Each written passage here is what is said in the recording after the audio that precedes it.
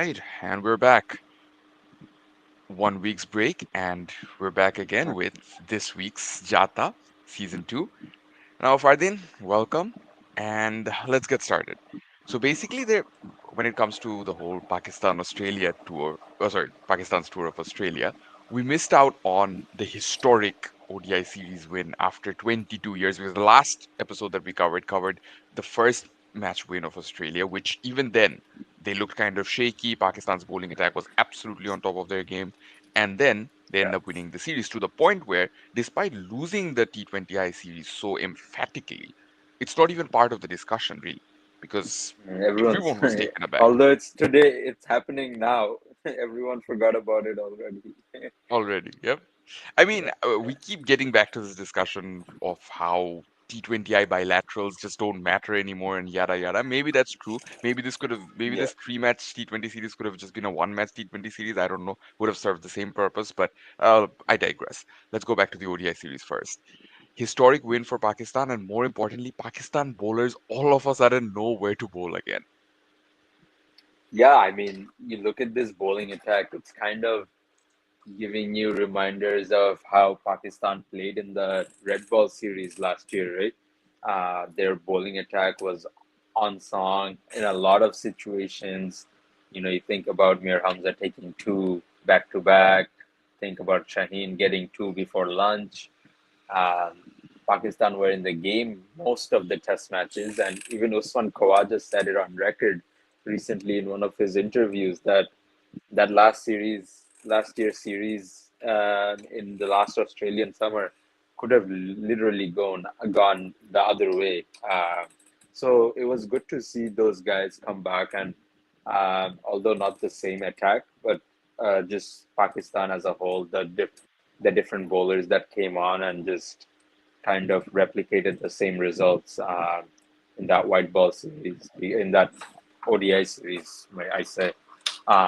It was good to see. I mean, Harris Ruff was on song the whole series. It was like the series was meant for him. So it was really good to see that.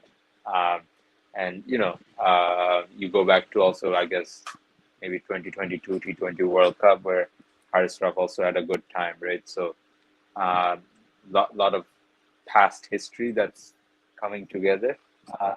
But good to see Pakistan finding their feet amidst all the outside drama that continues to boil over in Pakistan. Mohammad Rizwan's captaincy Yeah, impressed like everyone else. yeah. I mean, I wasn't sure what we were expecting, given that his televised experience till now has been more so just the PSL.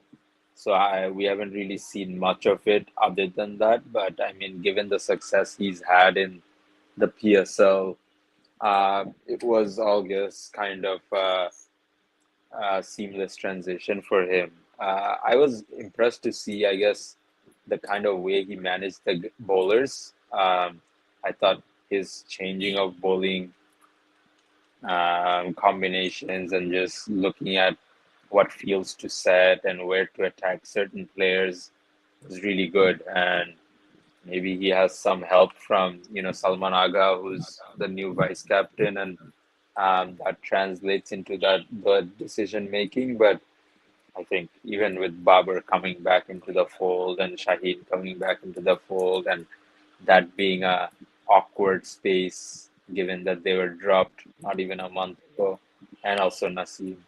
Uh, so I think he's managed that well too. How did you find it? No, it was interesting because the one thing the fans kept mentioning is he actually goes for the kill. When they're on top of the Yeah, game, he brings his strike bowler into the attack. He continues with them if they're bowling, or he brings them back into the attack rather than leaving them for the death. That's the one thing yeah, Babar was getting wrong time and again.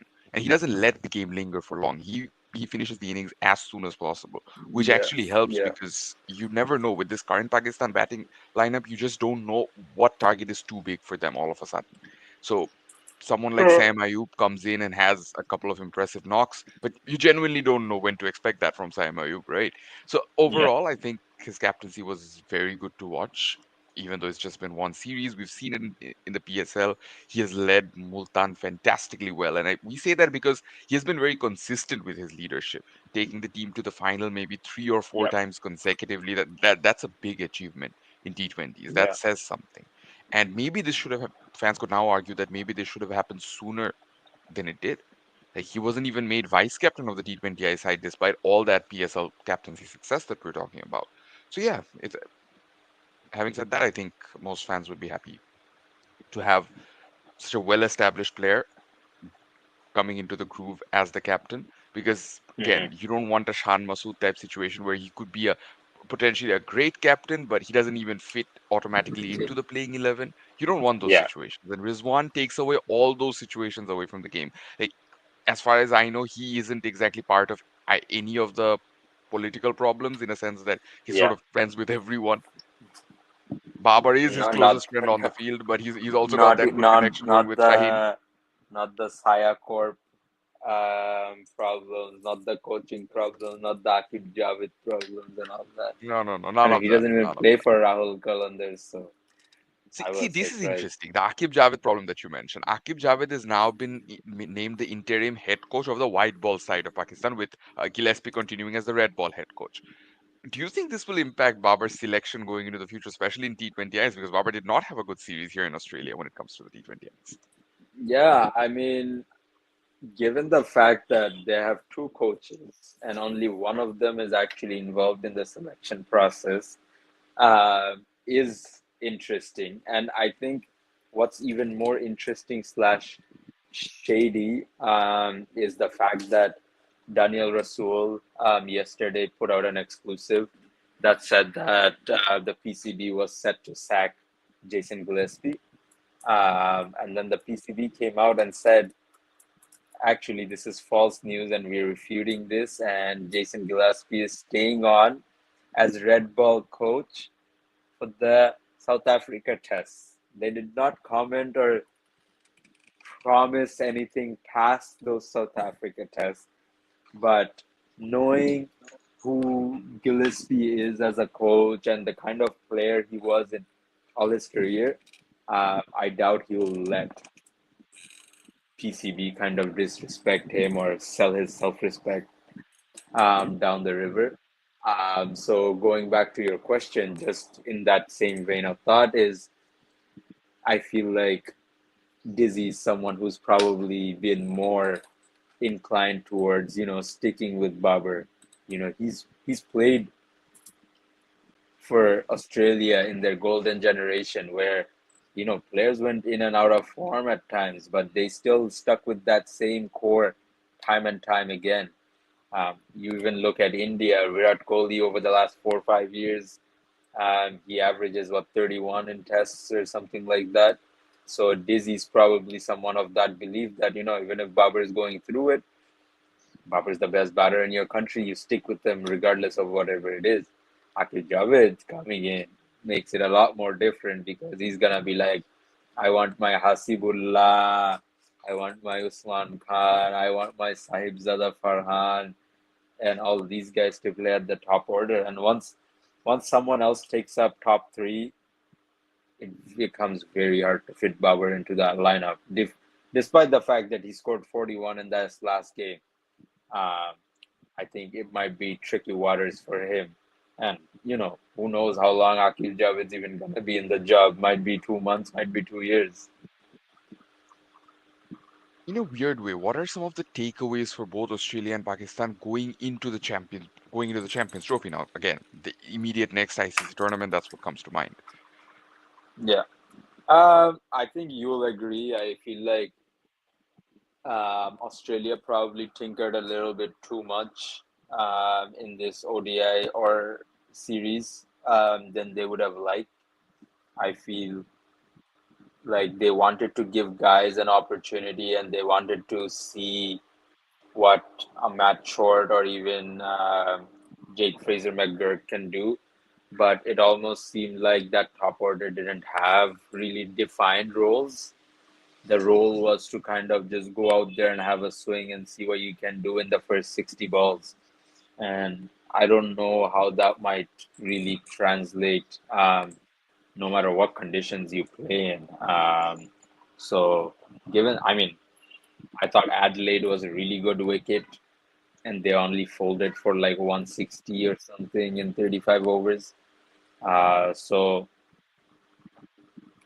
I feel like they'll have to kind of also make a decision on Marnus and his spot in the squad, because once Mitchell Marsh, Travis Head, all those guys come back in, or even Cameron Green if he's fit at the end of summer, uh, if all those three options are available, you go back to thinking whether Marnus is really a fit for the one-day squad or not. And I would even go as far as saying he's probably fighting for a spot in the test team at the end of summer this year. So there is some tough decisions that have to be made. Xavier Bartlett, again, impressive, I think. Just kept going and going. So, you know, if they feel like one of the big quicks need a rest, or if one of the big quicks don't need to play a game, that's someone they can keep going back to. And uh, what else? Yeah, I just don't like that freedom maybe in that top order, because it almost seems like they're throwing away two wickets in the power play. And I know we're all for positive cricket in Bagirada, but there's also some boundaries in positive cricket that you can play with, right? Um, and I think the other one was Cooper Connolly. I don't know, like 17 average in list A cricket or something like that. I looked at the numbers, and I know they're trying to pick on promise, kind of in the same vein as maybe England or India, etc. Uh, but yeah, I don't know. Time will tell, I guess. Maybe it will turn out to be like a Jacob Bethel kind of selection. Uh, and yeah, I mean, Bartlett and Abbott, both of them look really good. So there are some good backup options there for Australia. Well, how about you? I think I wanted to get some thoughts around Aaron Hardy too, and what you thought about that performance, I guess, throughout the white ball stuff. I don't think he's done justice to the opportunities he's been given, Aaron Hardy. And you have to Yeah, remember, again, with the immediate next tournament being the Champions Trophy, he would have liked to have solidified that white ball spot, especially with the absence of Cameron Green. But I don't think he's yeah, done justice to the opportunity yeah. They given at him a lot all. of promotion and stuff in the Yeah, order too, above right? Glenn Which is Maxwell throughout the entire series, and he does nothing with that. Not that Maxwell did anything with that either, but I mean, still, yeah, Maxwell's still yeah. gonna get selected anyway.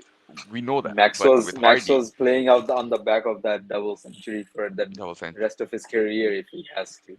you know Maxwell how he is in ICC tournaments. You just don't doubt him Yeah, when it comes to that. yeah, So with Hardy again, it was a good chance for him to prove himself because you got to remember another thing. Alex Carey had a very good one-day series against England. He was rested for this one with the yes, BGT coming on. So yeah, with him being rested and Josh Inglis having a fairly good time, and Josh Inglis again being someone who sort of selects himself at this point in the ODI side, even if not as the yeah, first choice keeper, maybe as the backup keeper, he selects yeah, himself. So yeah, then you have two keepers who warrant a place in the side, even as specialist batters.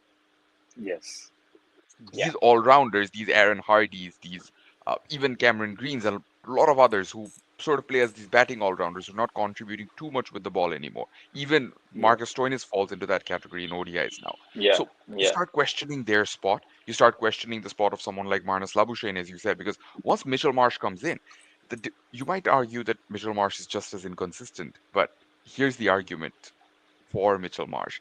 Unlike someone like Jake Fraser McGurk or Matthew Short, he's not going to come in and play a 30 ball 60. No, no, no. When he goes no, no, big, he's going to go really big. So will yeah, Travis Head. These guys yeah, aren't super consistent, but they've done it at the mm, big stage. And when they go big, they go really big. The advantage yeah, is they yeah, know how to get those big scores in ODIs. You can tell that they have enough list A experience backing them because they're from a different generation. With players like yeah. JFM, it's like they're trying to play a longer version of a T20, which just doesn't work. T20 game. Yeah, yeah, yeah. The three It, it, formats it, in cricket, I've it been saying works in this some always. grounds. It Some works grounds, if you're sure. playing in 55 yard boundaries with ball not doing much of the wicket and you're playing under lights 90% of the time. But if you're playing in the day, with sun out, wind in the factor, and boundaries are now 55 years, a lot of things can happen. Which is I why, keep like, saying this at the yeah, international level, yeah, the three formats are distinctly different. You play all three formats differently. And the yeah, players who are good at all three formats, we got to stop taking them for granted, first of all. And to be good at all three formats, you have to domestically play all three formats. You cannot just play two yeah. and think that you're going to have the third one No, covered because it's an awkward middle child. It's not. It's a different ball game altogether. yeah, yeah. And that's, I mean, this is gonna be kind of, I guess, away from what we're talking about, but when Phil Salt said, "Oh, I wish we had a domestic one-day competition that we could play," all I could think about was, you guys are the ones that agreed to have 100 in the same month as your domestic one-day competition And your domestic one day and competition degraded was the rated very highly, by the way. very highly, and that degraded the whole one-day competition to literally a great cricket tournament with academy players and like first grade players coming in and filling in slots. Uh, and yeah, you could say someone like Jaffer Chauhan or even Jacob Bethel kind of maybe saw the benefit of that in their first years, but in their second years of domestic cricket, they were also at the 100, right? So like small things like that, it's funny At when the end of the players day, you're say the things selecting they do. Bethel based on his 100 performance. You're not selecting him based Yeah, on Royal One Day Cup performance, right? Royal the One Day Cup. Yeah, you're not 100%. Yeah. So yeah, it's the Thoughts on Spencer same disappointing Johnson? thing. I guess. Uh, Look good, someone I have a lot of patience for. He hasn't exactly, again, yeah, he's someone who hasn't shown his best at the highest level or even yeah, been as consistent in the leagues he's played around the world, including the IPL. But again, I think he's someone that everyone has a lot of patience for. Everyone knows what he's capable of. He just needs a bit more time. And that five for against Pakistan, I think it was the second T20I, second it's to really gonna 20. help him. Yeah. Yeah, It's it's really gonna it's help it's boost it's his an confidence. interesting one because he's one of those guys that are kind of a late bloomer, right? So you kind of have to be a bit more patient with the late bloomers, as India are seeing with someone like Sanju Samson or even Varun Chakravarti as you know late bloomers, kind of. Sanju wouldn't Give, exactly fall into the late bloomer yeah, category, I think. I mean late He, bloomer in international cricket, I guess, International cricket, is yeah, yeah. yeah, He yeah, was the IPL emerging player when he was 18, I think, back like in it 2013. 2011 or 2011, right? 2013 that was for Rajasthan. 2013, right, 2013. yeah, And then he played the under 19s as an 18-year-old in 2014. So he's been yeah, around. He's been around yeah, yeah, for a long time. So yeah, I think that'll be a good segue into India, South Africa. But just before we get to India, South Africa, let's talk a bit about the BGT. Australia, I think it was a good decision to just play their big names in the first couple of games and then rest all of them. And most of them yeah, weren't even playing the first couple of games. Uh, yeah. rest all of No, them they for the just played on BGT. Just give rotation them policy more so. rotation. Yeah, And yeah, just give them some game time. That's it. I think that was the yeah, idea. Just give them some yeah, game time and then prepare for the BGT. Australia look more or less prepared. I don't think they're going to let this ODI slump get to the test team. I really don't think so. I'll be surprised if it happens. India, on yeah. the other hand, do have some concerns. Of course, Shubman Gill has now been confirmed to miss out on the Perth test. Jasprit Bumrah is Yeah, definitely captaining. We were, I mean, it was 90% confirmed Bumrah would captain anyway, yeah, but with Gill's yeah, injury, it's all but confirmed now. Rohit Sharma yeah, very likely now to join, I think, in the by the second test because his son has already been born. Congratulations to him and the yeah, family this weekend. So yeah, overall, I think India do have quite a few concerns. They're planning to play Jurel as a specialist batter, which I think is a good decision. But other yeah, than that, yeah. who fills that number three spot now? See, this is the interesting part. This is why I don't really like having intra squad practice matches slash intra squad high intensity sessions as much because as a player, your nature is when you go on these tours or when you go on these long tours or even important tours like the BGT, everyone wants to impress. Everyone wants to have a say. with their performance in any practice session, any practice game, etc., whatever it is that you might get. Now, these guys employed a short ball tactic. They employed a black over length tactic. If I'm Harshit Rana, if I'm Navdeep Saini, if I'm Khalid Ahmed, Mukesh Kumar, whoever it is, you're looking to impress on that line, right? You're looking to be the guy that they go to if someone comes down injured. Unfortunately, what that does is even KL Rahul or Shubman Gill, both of them kind of get injured in the process with taking it to the glove or whatever it is that they go through. So I think that's the tough part, um, because they did give up that practice game internally, and then they moved to having like high intensity sessions.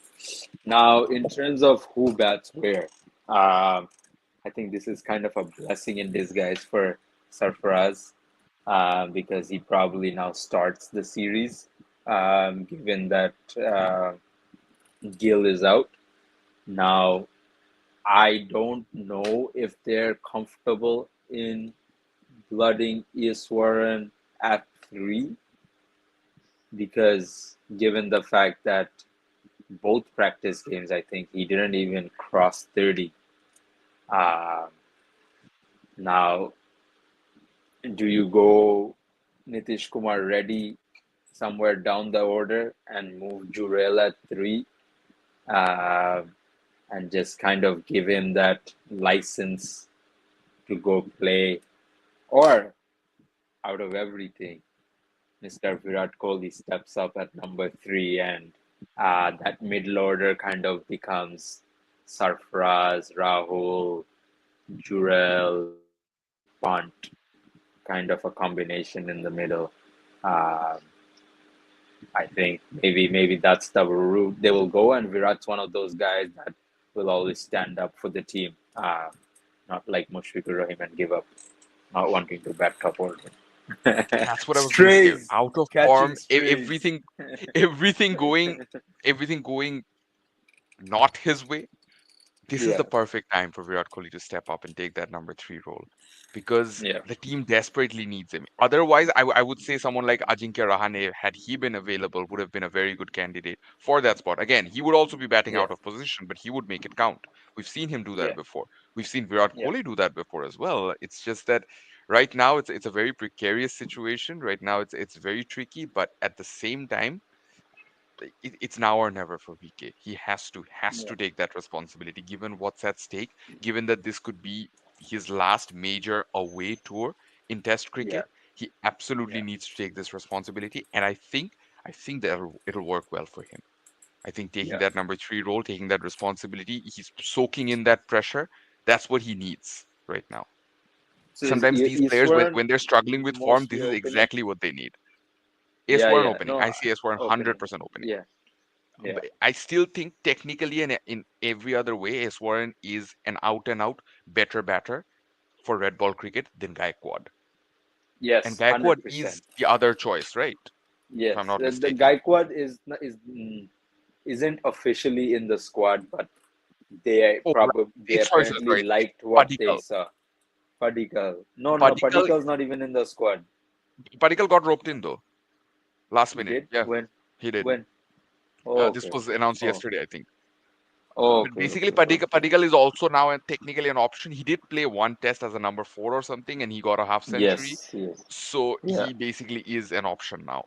And I think that's a good option to have. But overall, I think Oh, they've pretty they've much got announced Padikal that to stay back. Okay, okay. stay. Oh, okay, okay. Yeah, So yeah, yeah. they've pretty much confirmed that Jurel and Rahul are going to bat in the middle with Sarfaraz. So Yeah, that confirms yeah. that, Jurel, Rahul, Pant, Sarfaraz, none of them are number 3s in Test cricket, even though Rahul has batted 3 a few times.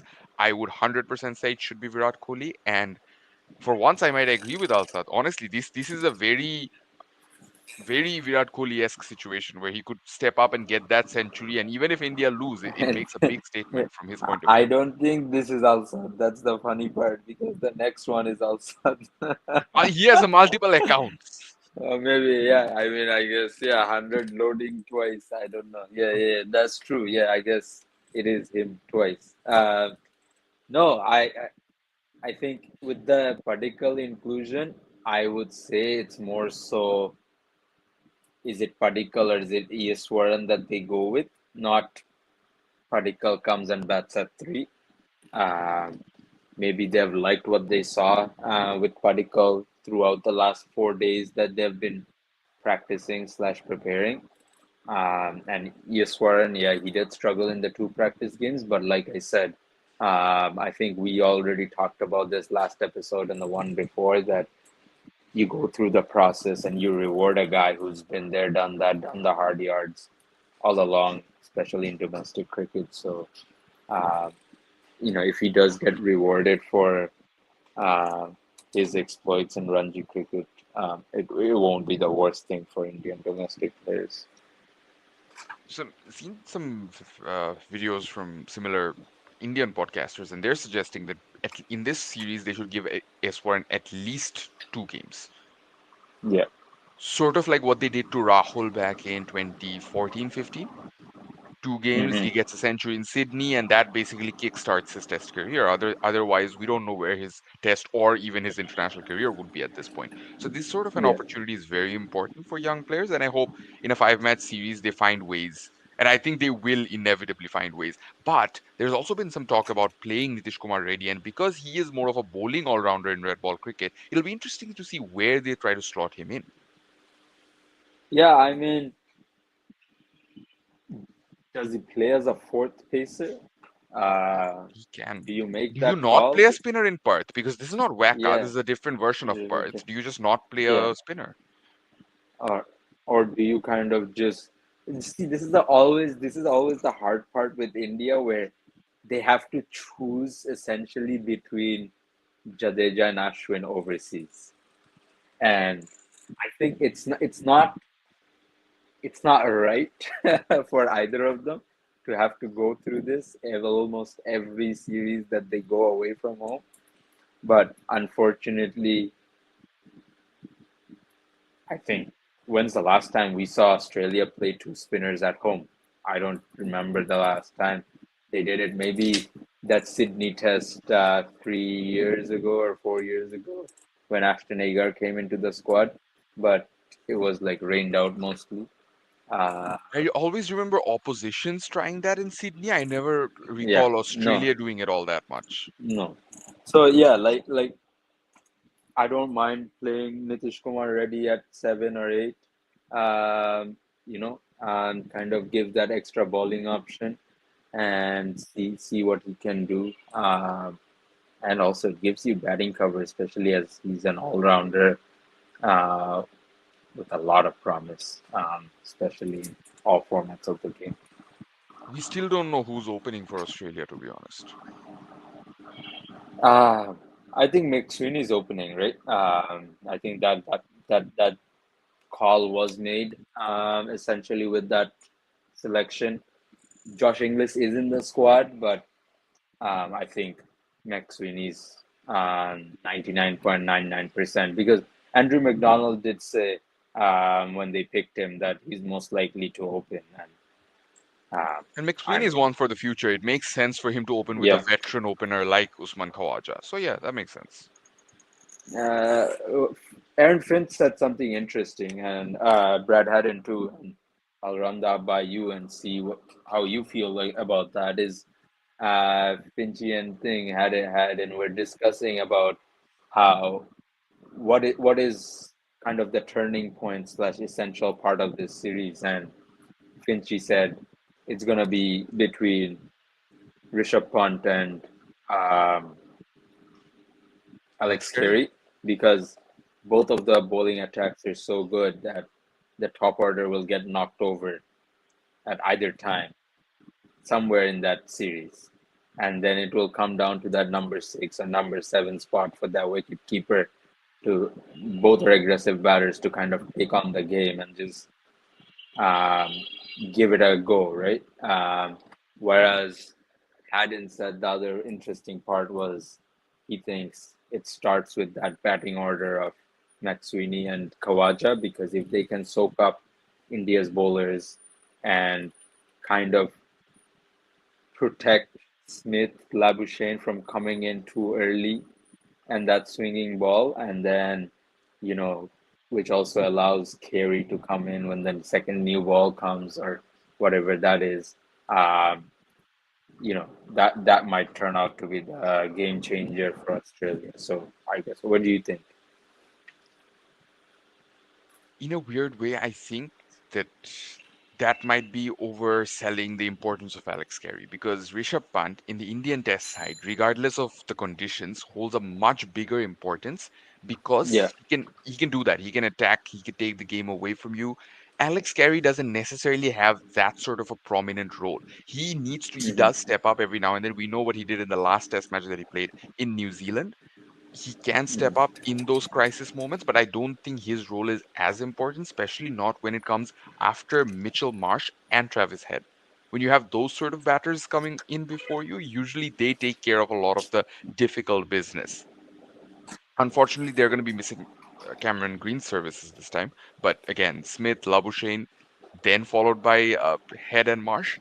You think that Carey's role becomes a lot less prominent compared to Pence. It could be vice versa for all we know by the end of the third or fourth test, but I don't see Yeah. that happening. As for the Indian bowlers, it will be a question of whether their pacers are ready for a very long summer. We know what Bumrah is capable of. We know what Siraj is capable of when they play away from home. But we also know Half that their they're squad at their broke down best. last time, right? Yeah, Yeah. yeah, yeah. We Yeah. we know they're at their best when they can bowl in those short bursts of spells where they can suddenly pick up 3 4 wickets and dismantle the Yeah. batting order. That's what they're best at. They're not very good at being patient and bowling massively long spells because it gets to them. In Yeah. India, same pacers don't have that experience anymore. They're usually just filling in for the spinners here and there. They're coming in as strike bowlers every now and then, but they're not bowling those massively long spells, which you have to do in Australia. You're going to get favors from the conditions, but that's only for a few overs. After that, after the batters get set, it's going to be a long test. And I think the Indian bowlers are capable of that. It's just how much game time they've had to prepare for that before this. I don't know. Same with the Aussie bowlers now. Again, Stark, Hazelwood, Cummins, we know what they're capable of. Same with Bolland. We know what they're capable of. We just don't know if they've had that game time coming into this early part of the summer. They haven't played a test match in a long time. They haven't had a lot of first class cricket going behind them. So it's going to be quite a bit of a challenge for them, but I think they're better equipped and better prepared to dismantle this Indian batting lineup that is both inexperienced and clearly a bit nervy with all the injuries, with that 3-0 drubbing against New Zealand and all Yeah. of that. Yeah. Yeah.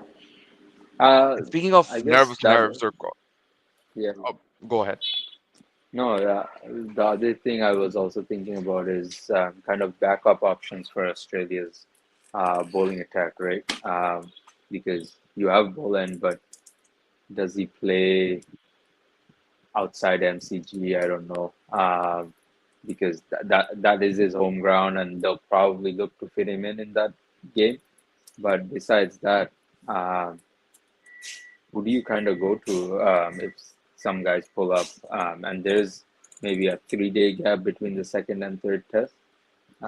So what are those options looking Who like? else do they have in the squad? They don't have anyone. They haven't included anyone as like backup options other than Bolin. But Michael Neeser's injured and Jai Richardson's not full fit yet because he hasn't played as much Sheffield Shield. And Lance Morris also coming back from injury. So all those like kind of go-to options that you have are not prepared at the moment. So you know, Right, they they're literally in the probably looking at first test squad yeah, they haven't even announced anyone, like absolutely no one, yeah, yeah, yeah, other yeah, than the four names we mentioned. So yeah, it's going to yeah. be interesting to see going ahead who they announce into the squad because at this point we don't even know. Maybe they're just going to look into the season, as you said, they're going to look into the season, Cameron see performances, Cameron and bring Gannon at bowlers in. 35 running in. Hey, Bolland was what 34 or 33 when he Yeah, debuted yeah, yeah, at the yeah, MCG. yeah. Everyone was against So that. it's We know not how too. that turned out. Yeah, yeah, yeah. So it's not too far out. Never, never.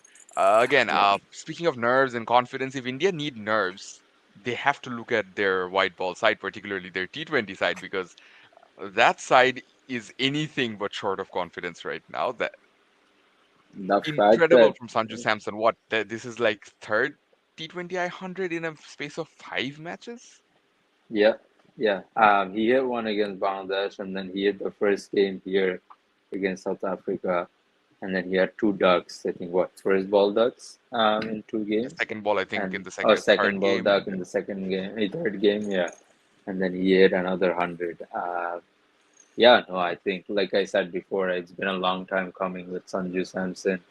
They've been kind of preparing him as the next prodigy for over a decade now, and it's finally coming to fruition. All that investment that they've done on him through age group cricket or through your high performance or A team cricket, um, especially RR, they've really invested and they've really bid their time with him, right? So just having that result now that you get with Sanju Samson is probably heartening for Indian cricket. And now they have that Abhishek Sharma and Sanju Samson opening partnership, which is like Cricinfo kind of mentioned, is a game by the high road, right? You just don't know what you'll get because you might get 100 in the power play, or you might get see both of them back in the sheds in the power play. But how do you feel about Tilak Verma's two knocks? was going to come to this. Tilak Verma, this is very important for Tilak And he Verma. took This that opportunity by himself. He went absolutely. to Surya Kumar Yadav and asked for that batting position at three. And it's so very important for him because of the way he lost his position in the T20I side. He was being played in the T20Is when the team was preparing for the ODI World Cup. He did well, and Yeah, despite that, he gets dropped. He is nowhere in contention of the T20 World Cup yeah, this year when he was playing yeah. extremely well in T20Is last year. So he has realized how important it is and how valuable every single opportunity Recency it is when bias. you play for India. Recency bias. And again, another big factor was the big names. Rohit Yeah, Sharma, Virat yeah, Kohli, they are auto choices. They were just yeah, coming in. He knows that yeah. those names aren't there anymore. There are no Yeah. more big names in the T20I side, I would argue. No, none of them. No, Maybe no. Surya Kumar Yeah, Yadav, but other than that, yeah, none of them are really big names anymore. So it's about you making your opportunities count, and he did exactly that. This century was so very important to prove that no, he belongs in that top order. There's yeah. no discussion about strike rate or anything like that with him. When he gets a 40 ball No, 100, that discussion just gets thrown out of the window. And yeah. on top of that, maybe this is exaggerating it a bit, but I think getting retained in the IPL was a big confidence booster. Getting Yeah, retained alongside Rohit yeah. Sharma, Surya Kumar Yadav, Hardik Pandya, Jasprit Bumrah, that says something. You're not even uncapped and you're getting retained along those names. That says And something. now you know you're the core, right? Moving forward, Absolutely. another 5 year Of a cycle team or like whatever Mumbai that Indians, is. come on. Yeah, yeah, yeah, yeah. No, it's great to see, especially, I mean, even given the fact that in the IPL, what two editions back to back, him and Nehal Vadera were kind of the go-to guys in that Mumbai Indians middle order slash the kind of the talent that they banked on. So to see Tilak Verma kind of reap the rewards of that experience slash exposure that he's had is pretty. Of Alsaf, you course, gotta know, you of gotta course, know how of, wrong this motto sounds, man. You of gotta know course. that.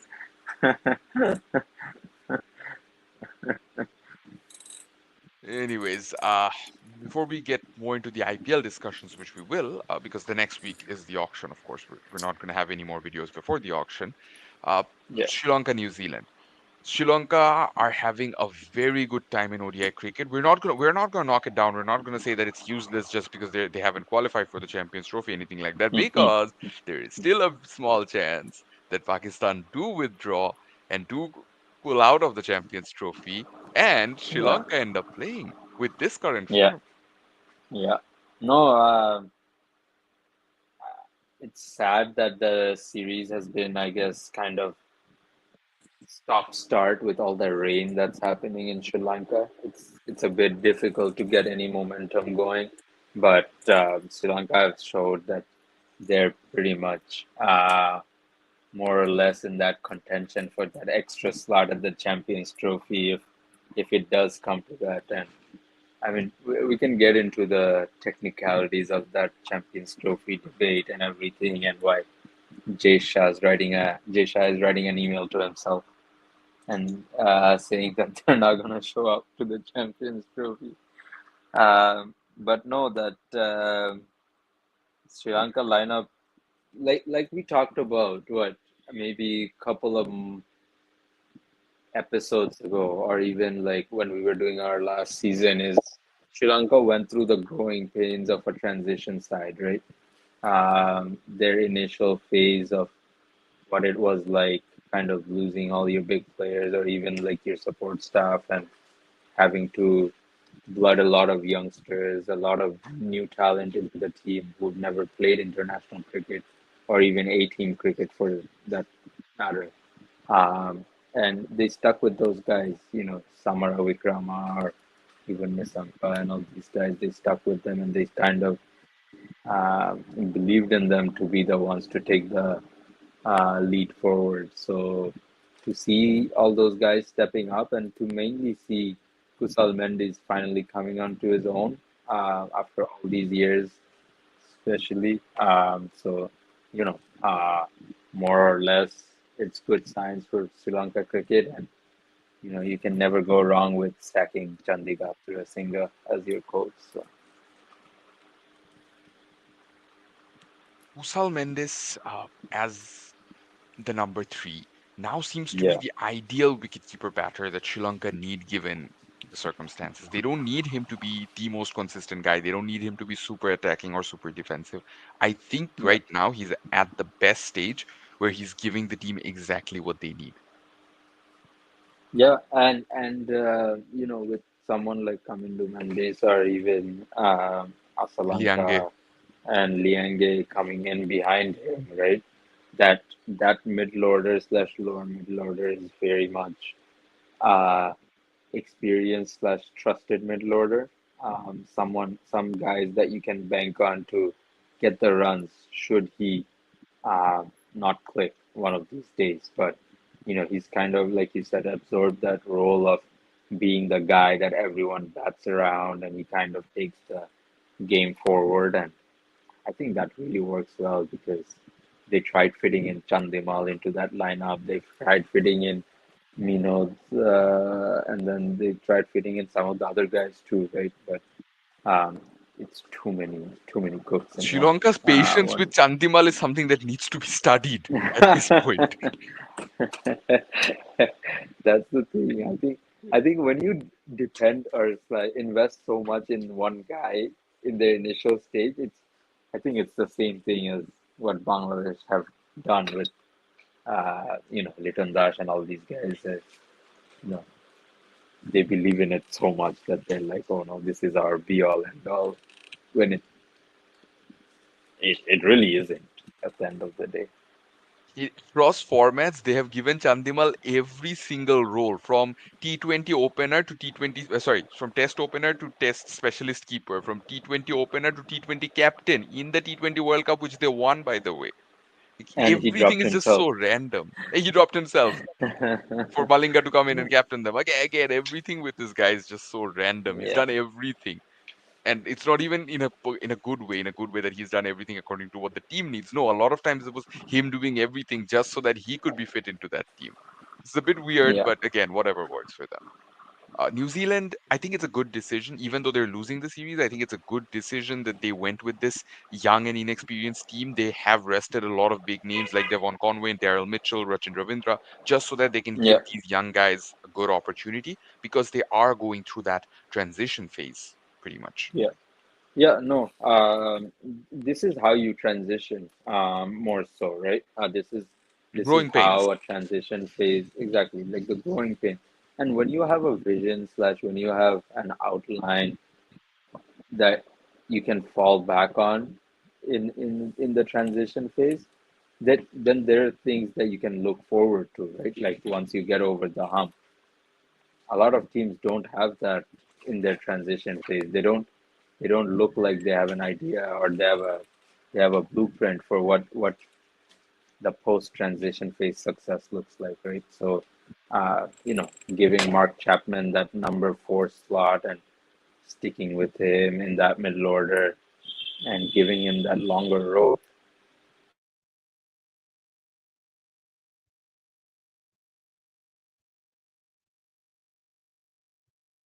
I think back we into the temporarily squad. lost connection. I was a little bit surprised that they decided to go with him.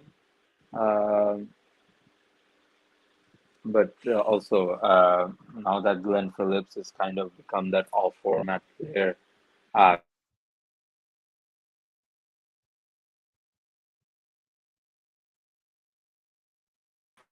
I guess kind of being just a finisher. So and that opening slot is still not solidified because Will Young and Tim Robinson are still not there or still there and thereabouts in some ways. And I guess New Zealand will do well to kind of figure out what their best 15 plus 4 looks like going into Champions Trophy. And I think Mark Chapman has pretty much gone into that plus 4 or even 15. Uh, and he looks to be someone who plays really well in spin conditions over the last few series that he's played in all these situations. And seems like someone that they're kind of investing in now heavily because he was also part of that red ball squad in India. You think they'll be in a situation where they're kind of forced to play Phillips more as a bowling all rounder because he's not contributing enough with the bat? And then you Yeah, you have the question that in white ball cricket, Bracewell and Santner yeah, are already there, so you don't really need that many spin bowling all rounders. yeah. Especially when Kane Williamson comes back and Devon Conway and Rachin Ravindra come back, you're almost giving up three slots in that batting order, right? So you have to fill in three guys, and Marsh and Phillips are pretty much in that same thing about not very consistent, but you know what they can do. And that's why you kind of give them number five, number six, and you hope it comes off. And then you know that, he's gonna bowl you 8 overs, 7 overs, whatever it is at the end to kind of, and he's bowling really well now, honestly. He's really developed himself into a really good bowler. So I'm just glad to see that kind of growth curve there. Moving on now, England, West Indies. Again, no major Before surprises we go there. to that, I'm gonna ask you a question because I just thought about this today, which is, that new league that has now popped up out of nowhere, GSL. T10. Oh, GSL. No, no, not GSL. I thought the Lankan Uh, T10. no, no, no. That I don't even consider cricket. Whatever. Uh, the GSL, Bangladesh as a team with Rangpur Riders. What I understand is basically you can sign anyone to play for you uh, in these teams that are going to the tournament. Tanzim Sakir is playing for Guyana Amazon Warriors when there's a team literally going from Bangladesh. Like, what do you make of that? I really don't know what to make of this. Maybe it was just a contract dispute. Maybe Guyana had been approaching him for a longer time, Yeah, he and we said know, he said Imran Tahir reached out to him and yeah, said, which is "Hop weird on because over." last I remember, Imran Tahir also plays for Rangpur Riders, no? Yeah, Mhm. so he kind of, So I guess, poached pulled him him away out. from his Yeah, own team in a yeah, sense. yeah, But yeah, Imran Tahir and Guyana, we know that relationship. We know he was the winning yeah, captain for them and everything. That's a much more deep yeah. rooted relationship than him and Rangpur Riders. Rangpur But having said Riders. that, Yeah, I don't think it's a bad thing. I don't think all players should be playing for the Bangladeshi franchise. Playing, if you're going to play franchise cricket, and you should, I would rather say you should play for, if you're an emerging player like Tanzim Saqib, you should play for the other teams and get to, share dressing rooms with these other guys, yeah, get to know more. But what happens in our case is if they have a good time out there, they just end up getting injured anyway. yeah. Exactly. Otherwise, I would No, argue this is good experience for him before the ODIs against West Indies. This could be useful, yada yada, but none of that. yeah. He's just going to end up No, getting no, no. injured. Our, 90% sure. our players don't think about experiences like that, or what they should take out of it, right? Like it doesn't work with Bangladesh. Even though Tanzim Sakib is someone we've all had a lot of faith in, someone who has done well, and to repay Yeah, that faith somewhat, but still, we're not too confident about these overseas leagues and the we way don't let Bangladeshi the players we don't participate let in the them. boat sail away too far these days. No, no, no, we don't. Yeah, let's go England, West Indies. England, West Indies, again, nothing much out of what we would have predicted. West Indies winning the ODI series emphatically, almost pretty easily, even though they did lose that second ODI to pretty much Yeah, just to Liam Livingstone. Livingston. Yeah, England are the ones who would be more worried given the Champions Trophy is coming around. West Indies didn't qualify, but it's good to see how West Indies have been prioritizing and playing in ODIs. I don't think they're going to want to miss out on any more ODI World Cups, especially with the tournament expanding again. Having said all of that, from England's point of view, is it a good thing that Phil Salt is finally coming into his own and is finally starting to look more like an ODI batter, not just confused T20 batter? no, I think you're spot on there. Phil Salt is someone that they've been banking on to take up that Alex Hales, Jason Roy, Johnny Bairstow role that played at the top of the order since their resurgence in ODI cricket since 2015, right? So to have Phil Salt fill in that role and give it that added extra bit of strength at the top order, right? So now, one of the interesting things I heard from Phil Salt was he was really working on kind of not just having a higher strike rate, but he wanted to have a higher average as well. And if that meant, toning it down a little and batting at 85, 90 for a little bit in the middle and building that, innings, it looked good. I think the whole series looked really good for him, and he found some support here and there at times, but unfortunately for England, just not enough support.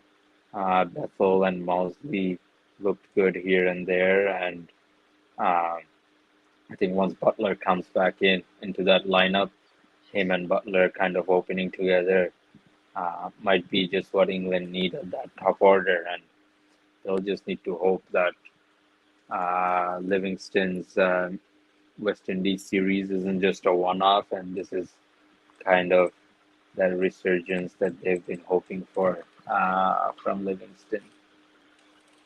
Where do you fit Harry Brook into this lineup when other Oh, guys keep coming back that's a in? very good question because it also Yeah, depends on who's coming back in. Is Stokes coming back in? Is Joe Root coming yeah. back in? Because they have been part of the discussion, especially with McCullum becoming the coach I think he already has I think now, officially yeah, he's effective now, essentially. effective now. So Yeah, basically, it's going to be a big part of the discussion as to when these guys come in or where they fit in.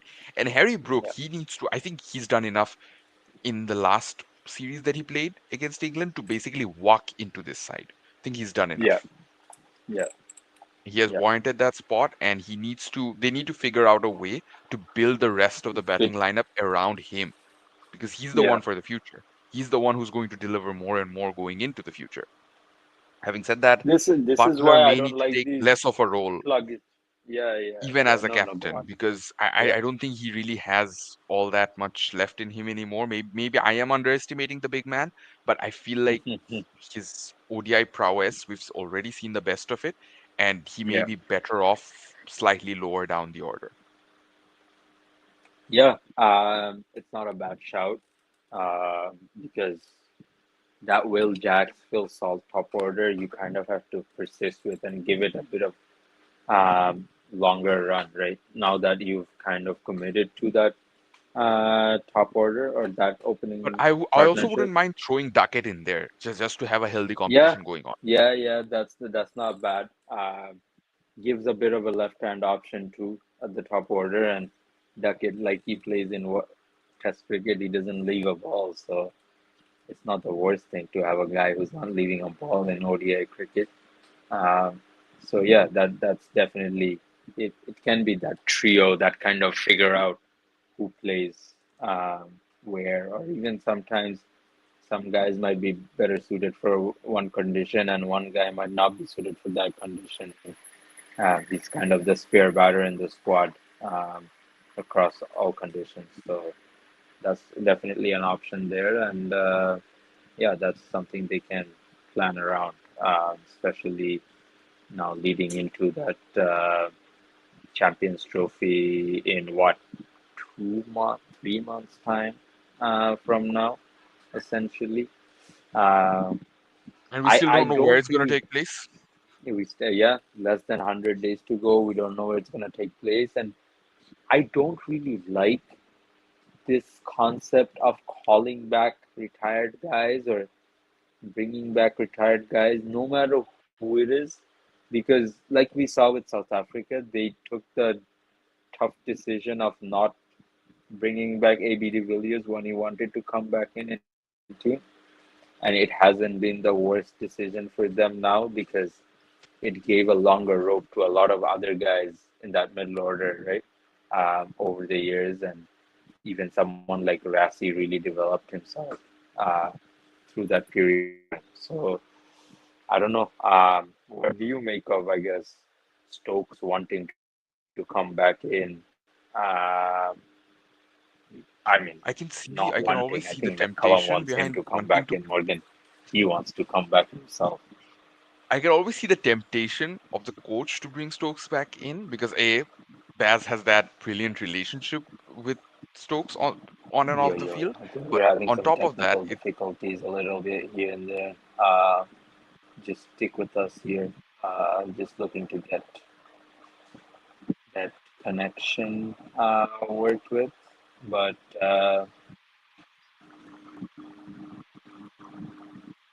this is I think it's this is also an the fact that, interesting. With you know, are you it's back? also the You're fact back. that Yeah, yeah. Oh, Ben Stokes basically is the man of the ICC tournaments, and you yeah, want him there. You want him there regardless. You also want him there because similar to Bangladesh and Mahmudullah, there is that weird situation where he is basically responsible for them playing the Champions Trophy. You remember what he did against yeah, Netherlands, what he did against Pakistan towards the end of yeah, the ODI World Cup. While it wasn't exactly yeah. useful in taking them Useful. anywhere in the top towards the top four, it was useful in securing that top eight spot. Yeah, yeah. No, yeah, yeah. They It's ended that come back from seventh, behind which means they were performance, cutting right? it close. Yeah. Yeah, yeah. Come back from behind performance and really seal the deal at the end. Yeah. So maybe that's why that they will be tempted to somehow still find a way to continue with Stokes. But I will say the only valid reason to continue with Stokes is if he is Mhm. ready to bowl in Pakistan or South Africa or wherever Yes, it is. Do yes, not play him as yes. a specialist batter. Do not. No, no, no. Complete And waste and of a and spot. like we saw in the recent past, Stokes has a bit of a golden arm to himself. He can make things happen when something is not happening at all. So Doesn't even need to be in it full will, flow. Just a few steps in, wobble seam. He's gonna do something. We yeah, know that. little bit of three-quarter seam, wobble seam effect. Something might happen. You never know. Doug Teams know how to Bracewell's play been off spinners. suspended. Teams know how to play wrist spinners. Teams don't know how to play Yeah, that sort of a medium pacer anymore. They just don't. no, no. Like everyone will commit early. Everyone commits early to that medium pacer because they're just so used to that 140 plus now, right? Like the era is so confirmed, and your muscle memory, everything is just so much rounded around that same release speed, same release height, and everything. Just yeah, everyone commits early, and then they get into a false shot. Interestingly, while we're talking about this, just found out that Doug Bracewell's been served a 1 month ban for testing positive with cocaine. Okay. Alex Hales knows that feeling. Alex Hill's host. 1 month. Alex Hales got what, 2 years for that, or 3 years for two that. years, Anyway, and the 3 years forced 3 years was basically forced by Owen Morgan Mr. not wanting to pick him. I Owen think that Morgan. was. Yeah, yeah, yeah, yeah. Anyways, Morgan I think basically saying, "I don't want I think this more than the guy." 2 or 3 years is the fact that he missed out on that ODI World Cup. Made up for it kind of by winning his team the T20 World Cup, but missing out on Mm, that ODI World Cup after contributing so much to that era of ODI cricket for England. It's unfortunate, yeah. but it was also his own doing, just like Graceful's case. It's sort of his own doing, so there's nothing more we can say from our. Anyways, moving on. West Indies again. The T20 series was successful for England partly because they figured Mhm. out the exact length. The Pacers figured out the exact length to bowl. I don't know if you noticed or Yeah, not. They figured out just yeah, the right length that was bothering all these West Indian batters. Just back of a length on yeah, pace, they had no idea what yeah. to do. All of a sudden, these Sakib T20 Mahmood. T20 Yeah, threats were yeah, diffused. No one knew what to do. yeah, yeah. No, 100%. I agree. The ODI series, they kept on bowling full or too short. Uh, they tried going for helmets, and the helmet deliveries kept going behind the keeper for six, or behind fine leg for six, or they went too full and people kept driving them, whether it's an on drive, straight drive, off drive, whatever it is. So it was good to see that they've figured that out. Um, Mighty impressed with Saqib Mahmood. Looked really good in this T20I series. Just kept hitting that length. And he's someone who's been on a developmental contract with ECB for the last couple of years. Didn't get a contract this year.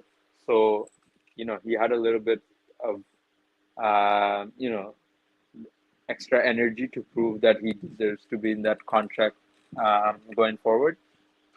And also mighty pleased for I think Jamie Overton, just seeing the setbacks he's gone through in his career. He's already 30, but he's gone through more injuries than a lot of other players in England's domestic, and he's turned himself into a batting all rounder nowadays.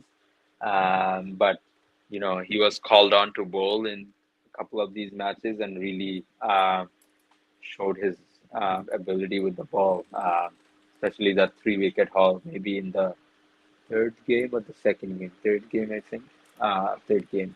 Uh, so, yeah, good signs for England going forward for sure. Uh, is England becoming more suited to T20s than the long other formats? If that is the case, England would want to hold on to that for at least a couple of more years. Yeah, Because yeah, it's a format that helps them. It's a format where they can afford to be a little inconsistent. It's a format where they can afford to tinker around, experiment. They are again going through a white ball transition phase properly.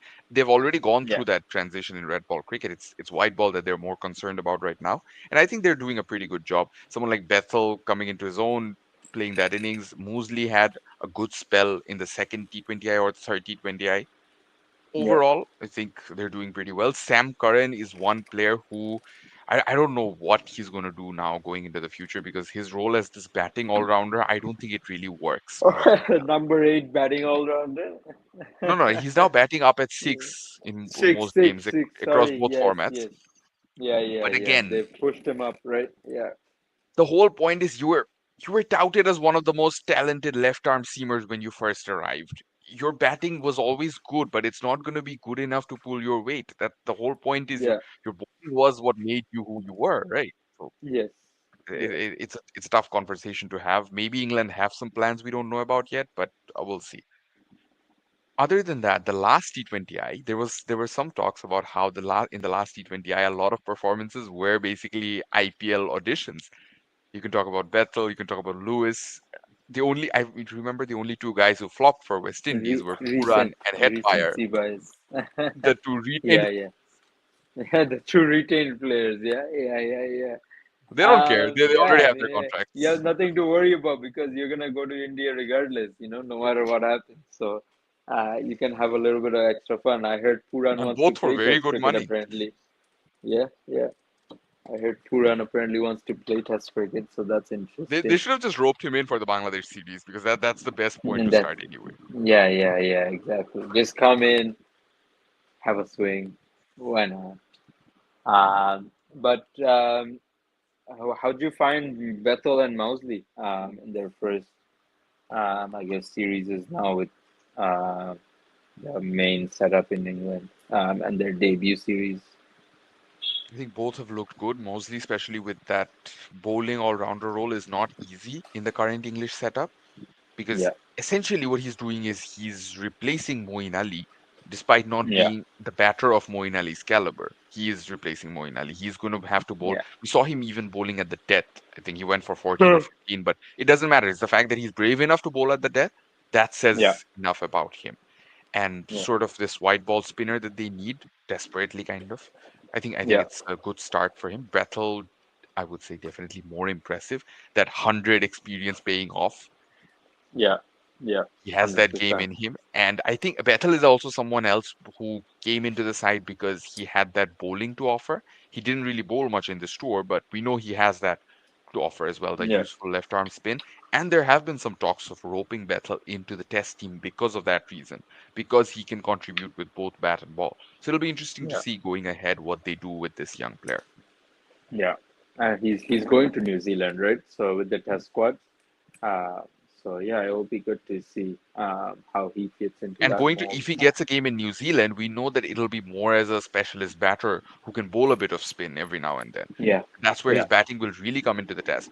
And speaking of New Zealand and tests, Tim Southey has announced that it'll be his last test series, Mm. the one against England. Yeah, yeah. I think it's been coming for a little bit. He hasn't had the best of times in international cricket over the last little while.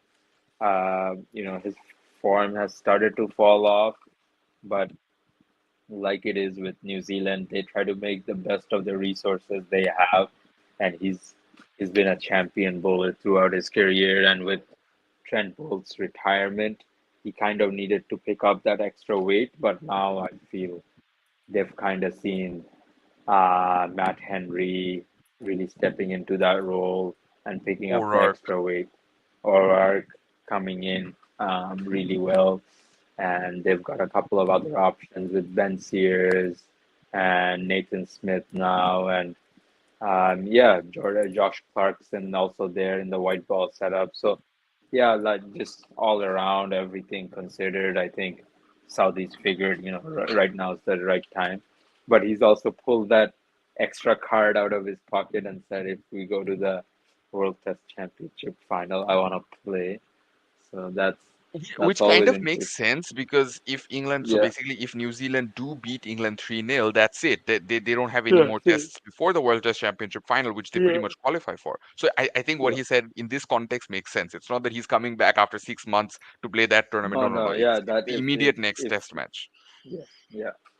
And they would That is want their most interesting because experienced bowler in they'll England. actually go through what 6 months of no test cricket to playing the final of the test championship. Yeah, It's still quite a bit of a reach now to assume that New Zealand will make it to the final, but it's possible. With that it's 3-0 in possible. India, I think they Anything. need to tell themselves that 3-0 in India is Yeah, significantly more difficult than winning 3-0 against England at home. Even though England and New Zealand are a pretty good team yeah. with the conditions and everything, in New Uh, Zealand they're a very good team. I think New Zealand now with that 3-0 in India, I mean, the confidence must be sky high, honestly. Like even the for Kane Williamson to be someone who is as simple as you can find. He's so like, down to earth or even just very mellow in nature. And for him to say, he had a little bit of FOMO, it tells you what it means to them uh, to win the series there. And it's not a 2-1, it's not a 1-0. No, it's a 3-0 straight draw. Moving on now, I think we're going to touch up a bit on the West Indies Bangladesh series that's coming up, the Test series. Any real Yeah. expectations for Bangladesh or 2-1, 2-0? Though not really. Bangladesh batting order very fragile. Um, the bowling attack, if anything, they can get out of the wickets, especially the pacers if they can extract something out of the wickets. And I think there's a very big misconception at all times about West Indies and the wickets that are provided in the Windies, and everyone thinks that it's going to be this fast, fiery wicket, etc. But you you always see spinners do well in West Indies, and I don't think overseas or even Bangladesh spinners have, other than I think Tajul's done well here and there in West Indies, but no one else has really set the stage alight. And this will be somewhere Mehdias and Miraj has to step up and really take that leadership role with the ball. And I don't want to see these guys just floating the ball up on a full length and expecting these guys to make a mistake, because they play so much cricket at home, or even like their domestic cricket at home, even with West Indies' gaps, deficiencies. Shamar Joseph, Alzari Joseph, Jaden Seals, Kimar Roach, like that bowling attack is so fast, so fiery. Like Bangladesh, don't be surprised if there's a 60 all out in there somewhere. Here's my here's my question. We know Yeah, our batting is fragile, but does our bowling have the actual firepower to take 20 wickets in West Indies against that team? I don't think so. I don't think so. I doubt it. And I don't fault anyone else for doubting that either. This bowling attack is it's giving a lot of gaps. It's giving a lot of lack in confidence, lack in energy, kind of a vibe. And once you start getting that, I think it becomes a bit difficult. Um, I think right now they're playing a practice game against Windy's Select 11 or something like that. But unless Nahid Rana gets on a spell, where he takes four in a row out of nowhere, or Shoriful starts bouncing people out, or Hassan Mahmood starts skidding one through here and there, like it, it's a lot of guys with a lot of potential, but unfortunately not delivering at the right time right now. Jakir Ali was the highest scorer, I think, in the game against the Yeah, Select 11. Most of the guys retired out, so they weren't exactly out, and so none of them getting a half century isn't as disappointing because, again, they chose yeah, not to bat. But I think that pretty much seals Jakir Ali's spot because he got a half century in the last test he played anyway. yeah. No, I mean, if you're putting up the numbers, you're playing kind of a thing. And Maidul Islam Ankon got also a 40, I think, maybe. But hard to see him kind of keep playing because Liton's back now. So Jakir Ali will probably keep a spot in what, 7 or 8 behind Miraj, batting at 8 behind Miraj. Uh, did Shanto bat in the practice game? Oh. I don't think he will. I mean, I don't think he's available for the first test. Oh yeah, He he's didn't bat not in the available for practice the game. first He's test. not available. Right, Yeah, right, right, right, he's not right, available. right, right. Sorry, sorry, So sorry. it's Completely forgot. Joy Zakir opened, no Shadman, so that's interesting. Yeah, yeah. So that is kind of also giving a thought that maybe they're not looking to Shadman, or they might just bat him in the second innings if the match does get to, because it's only a 2-day game. So Again, the whole Amit Hassan episode has been disappointing for so many of us. Like, again, select him, let him fail. That's one thing, that's but one thing. claim that Yeah. he will fail because of a lack of list A. Sorry, not list A. Sorry, lack of The A fact team that these experience. guys have, oh my God, the fact that they even think giving that interview is by any means a mature way of handling this debate is so sad. As national selectors, you should not be doing that.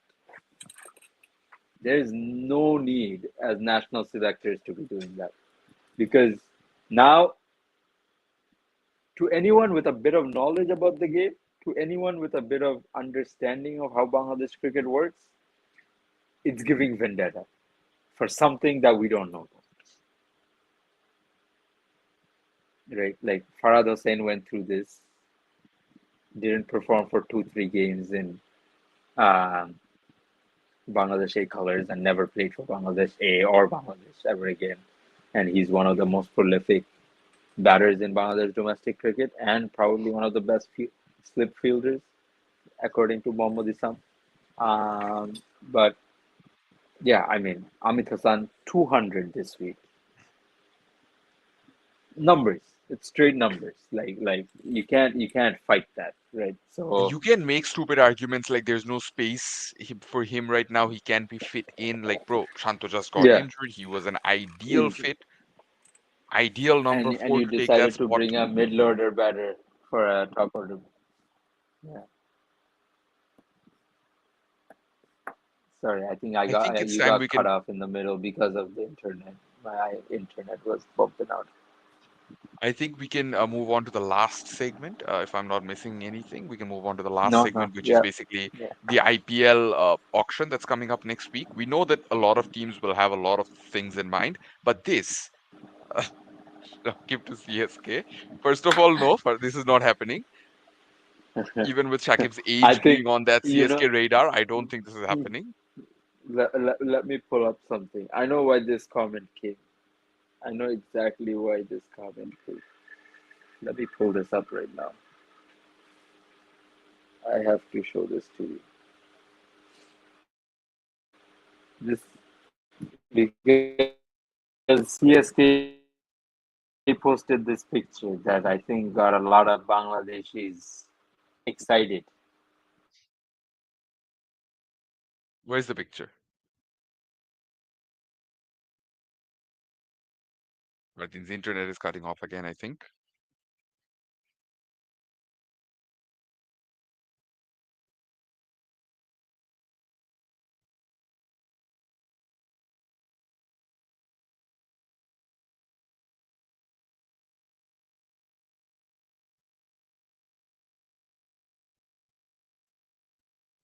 Bangladeshi player somewhere.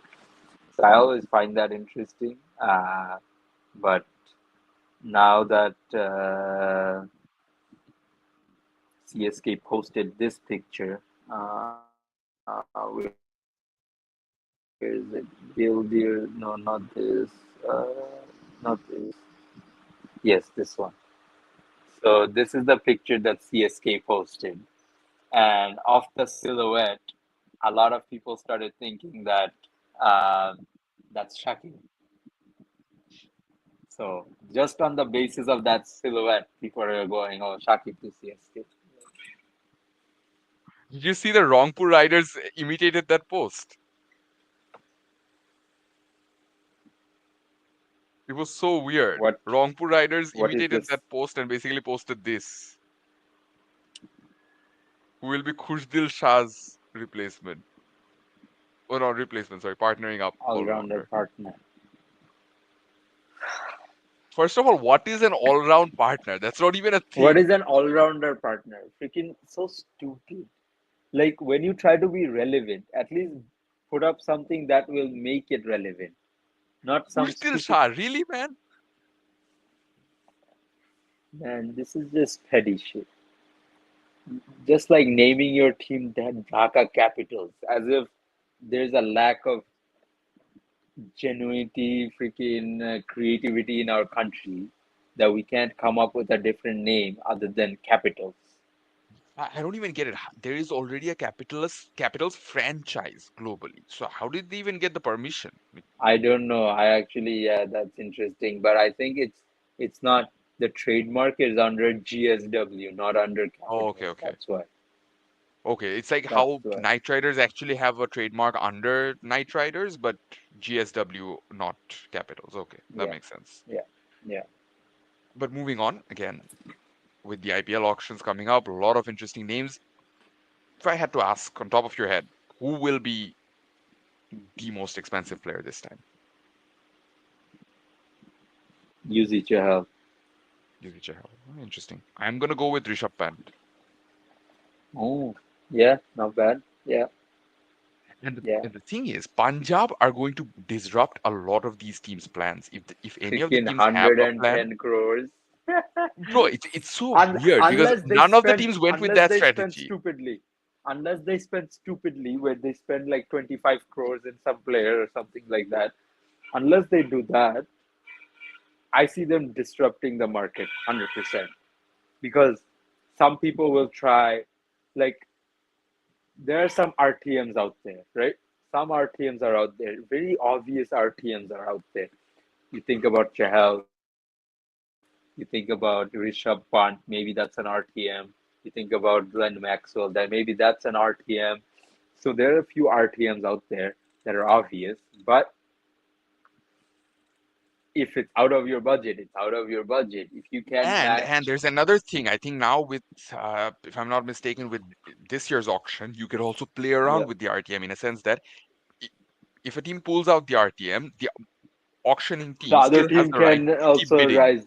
Yes, yes, yes. They And can still Punjab can raise their price. absolutely do that. Absolutely do that with They can everyone. outbid anyone in this. Anyone. And I want a documentary out from Punjab Kings on the selection process for the auction and what the thought process is going on right now, because yeah, they have 23 players to pick in the auction and they got a shit ton of money to do it.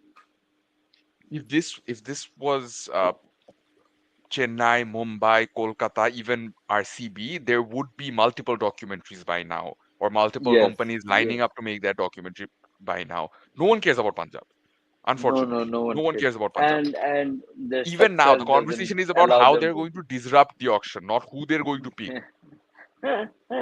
No one cares. No one seems to care. Till now, the discussion was about that Delhi Capitals guy, Parth Jindal. No, not Parth Jindal, the other one. Uh, Disrupting the auction flow. Now, Punjab this year, Priti Zinta is gonna come in and disrupt the auction flow. What day is the auction? I think it's 24th and 25th. Okay. Taking place in Riyadh, of all places. Yes, expanding the game through IPL Sure. auction. That's totally what it is, right? Just like Like how, Dawood how Ibrahim. Qatar hosting the World Cup was also expanding the game. Yeah, sure. Expanding the Whatever. game. Yes, of Sure. course. Now, the whole Shakib point, now Shakib to CSK point, Shakib pulled his name out of the auctions last year. He was too busy with the election prep, first of all, during the auction, but then elections weren't Yeah, taking place when the IPL was being played and he still opted out. yeah. Interesting thing is, he is in far worse form now. Sure, he doesn't have international commitments, but his form is absolutely terrible. Do you think something is going on? Do you think a team might have contacted him for him to have put his name in the auction? Yeah, could be. I don't put it away. I have heard before that a lot of teams will contact players ahead of time and ask them Especially to, players you like know, Shakib who have yeah, connections. who have connections, and they will ask them to, sign up for the auction. And the fact that he's gone for not the 2 crore bracket, but the 1 crore bracket instead, That's actually even smart from though, his perspective. That's smart. yeah, yeah, and the thing is, every auction till now, he's gone for the 2 crore bracket and he's gotten picked up. But that 1 crore bracket leaves an extra crore for someone else out there. But it also means that someone might have told them that you put it at 1 crore, we'll pick you up base price. So few things might be playing. It will be interesting to see.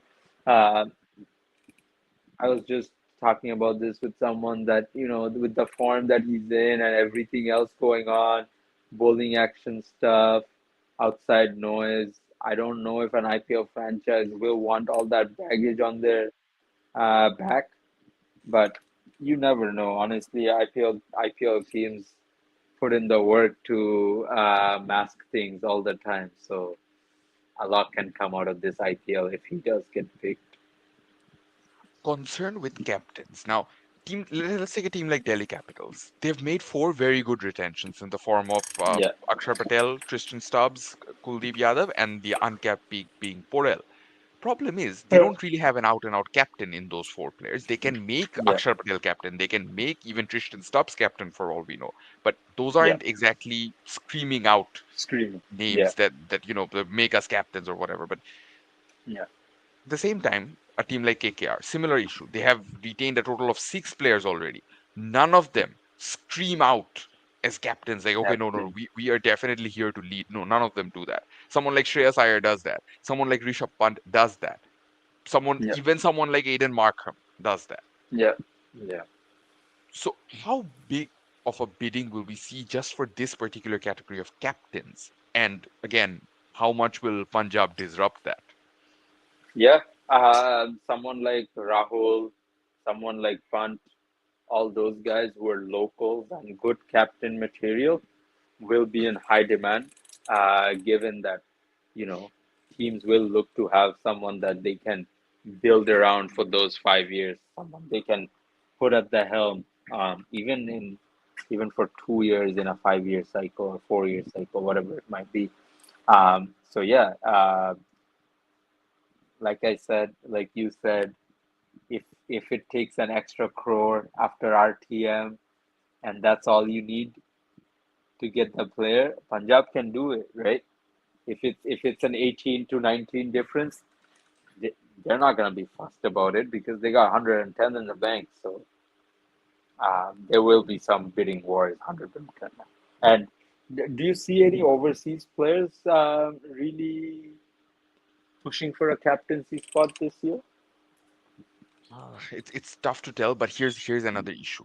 Why that will inevitably happen? Because we know Pat Cummins is going to captain. That's for Yeah, sure. He's been retained for yeah, good money by SRH, and I yeah, think SRH. That's where SRH have been really smart. They've pretty much filled the holes, and they've filled the most essential holes in the form of yeah. wicketkeeper, opener, captain. They've filled these holes They basically. fill the They can main get roles, bowlers and in the yeah, auction.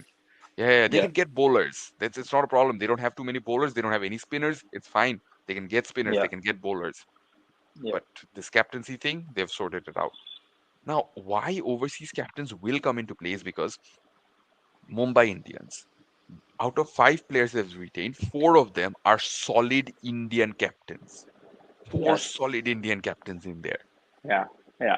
All And 4 of them have captained India multiple times across formats. yeah. Heck, even Tilak Varma, for all we know, in 2, 3 years could become captaincy candidate. But putting that aside, 4 of the others are. So four Yeah, T20I captain, 4 potential T20 captains are going into one team.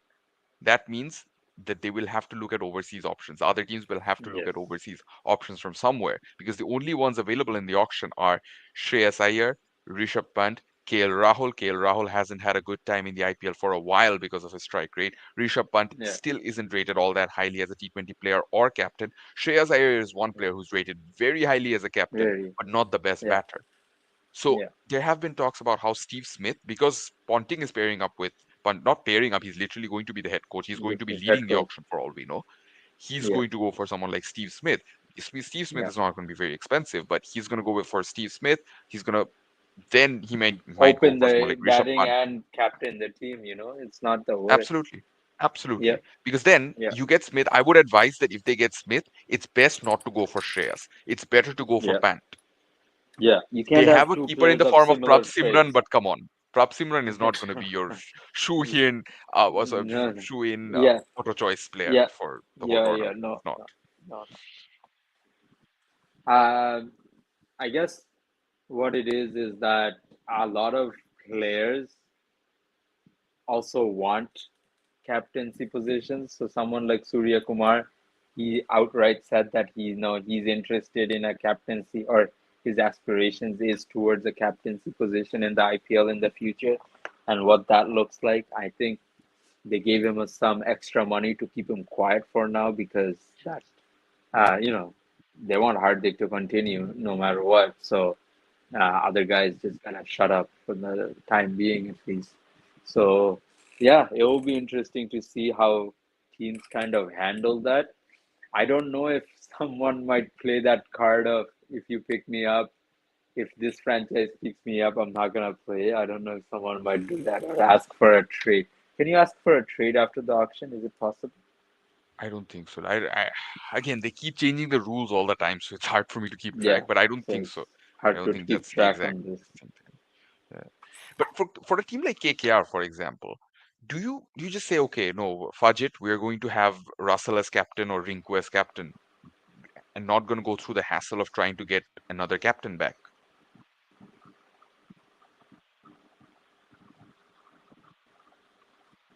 We've again lost Kibria, I think. I think we're having another technical difficulty.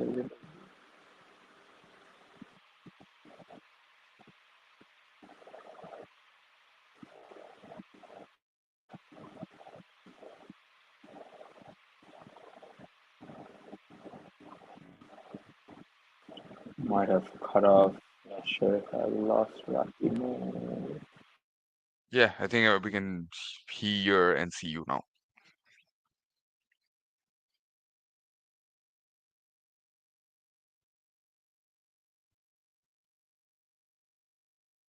Lost him again. Anyone? Um, okay, that.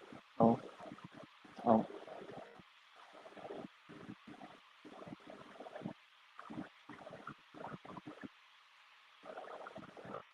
Hello, hello. One, two, three. Yeah, we can hear you. Waiting for Mr. Rakimo Huck.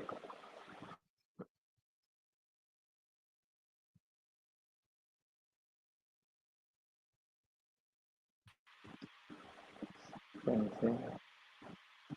Yeah, can hear you Yeah, I can hear. and can Okay, see you. okay. Yeah, I don't know if you can help Mhm. this. I don't know what happens at night sometimes. Okay, anyways.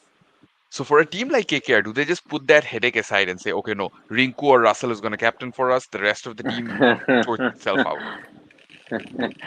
uh, it might come down to that because of the way KKR picks and auctions is very sentiment, emotion based.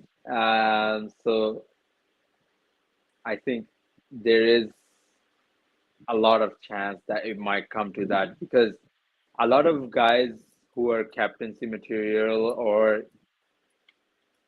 you know possible captaincy options will go in the first couple of rounds, right?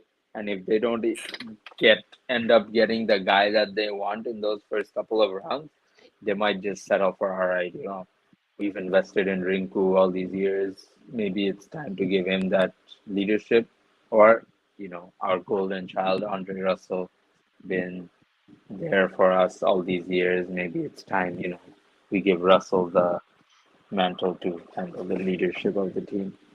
Just not Narayan. I don't know why they keep making No. Narayan the captain in all the other Knight Rider teams, but I just don't know.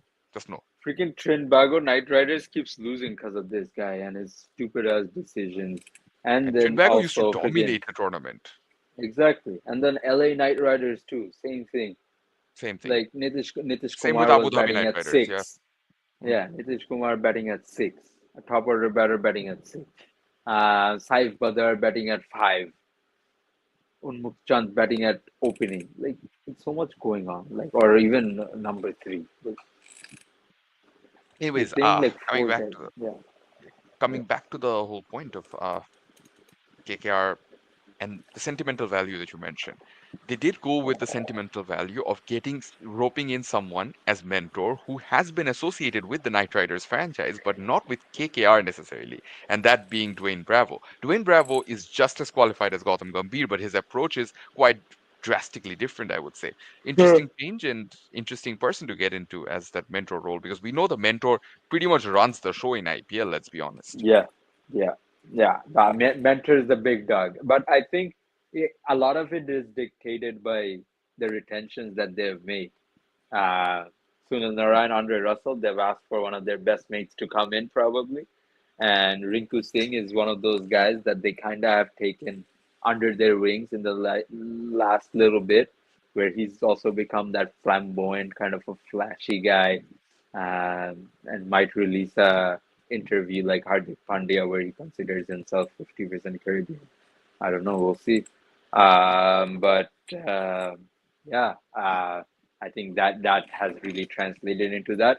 I am surprised that they roped him in away from CSK because CSK is loyal to their guns for years. But I think CSK has that position or even any position that might open up filled for the near future with Mr. MS Dhoni. So You want to know something funny? When CSK were suspended, and after Wasim Akram left his bowling coach contract with KKR, Kicker. KKR had Lakshmipati Balaji as the bowling Yeah. coach because Yes. he was one of the key members in KKR winning the 2012 IPL and all that. But then Yeah. Balaji goes back to his OG team, his home team, CSK as the bowling coach. Now KKR have taken CSK's bowling coach and brought him Bowling. in as mentor. That's it's a game of cat and mouse in the IPL. It's who can go after someone else's property or even treasure for that matter. So it'll be a very interesting big auction coming up, and one team that no one really is talking about all that much is GT, and I think GT is also another team that has done fantastically well to cover all the bases. Yeah. Yeah, we talked about this, I think, the last episode that GT's retentions were very smart and they've gone after the exact guys you would go after if you're planning for the long term and looking to build a core around those four guys, and then kind of supplement those guys with your picks in the auction. So um, it's good for GT, I think, to be the silent assassin in the room, to kind of be that underdog that no one's expecting to go out there and do a lot. Uh, And again, with but yeah, captaincy, they basically have a captain in the form of Shubman Gill. They have a yeah, leader in the yeah, form of Rashid Khan. So Rashid Khan, that yeah, base is completely covered. That's a very important base, which a lot of teams struggle to cover, and I don't necessarily blame them. Like KKR, their first choice, Venki Mysore mentioned that his first choice, first priority was Shreyas Iyer. Shreyas Iyer didn't yeah, agree to the price. You can't go yeah. for one player and then sacrifice your budget. You can't do that. You can't No, afford to do no, yeah, yeah, no. I think teams have done that in the past in the IPL, and they've seen the result of that is basically your next 2 3 seasons just goes to absolute garbage, and forest fire, almost. So it's good to see KKR has made the smart decision of not giving in to a player's request, and he's entitled to his request and what he believes his price should be, and maybe that's for him to go and into the auction and find out what his real price is. And this is not a case of RCB justifying releasing Harshal Patel and saying, he'll go into the auction and find out his price. No, it's none of that BS. This is two parties that didn't agree to a price. And, you know, that. And that's okay. Shrey, that's It's an okay. auction, and Shreyas that's okay. thinks, yeah, Shreyas thinks he deserves more. They think that he deserves a bit amount. But yeah,